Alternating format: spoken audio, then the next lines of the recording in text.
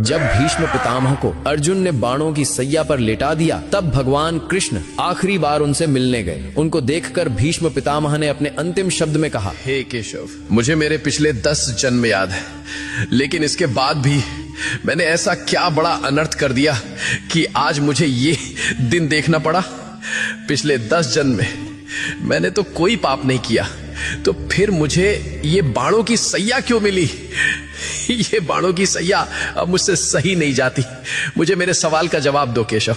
तब भगवान कृष्ण ने कहा कि हे पितामह, ये बात आपके 10 जन्मों के पहले की है। जब आप एक राजकुमार थे, तब आप जंगल से भ्रमण कर रहे थे। तभी आपके रास्ते में एक सांप आ गया। आपने उसको मारा नहीं, बल्कि ये सोचकर कि कहीं ये सांप किसी को काट ना ले, इसलिए आपने उस सांप को रास्ते से हटा दिया।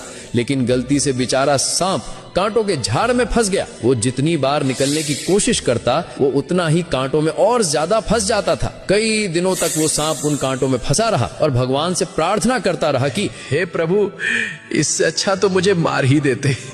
प्रभु, जिसने भी मेरे साथ ऐसा किया है, उसके साथ भी ऐसा ही करना।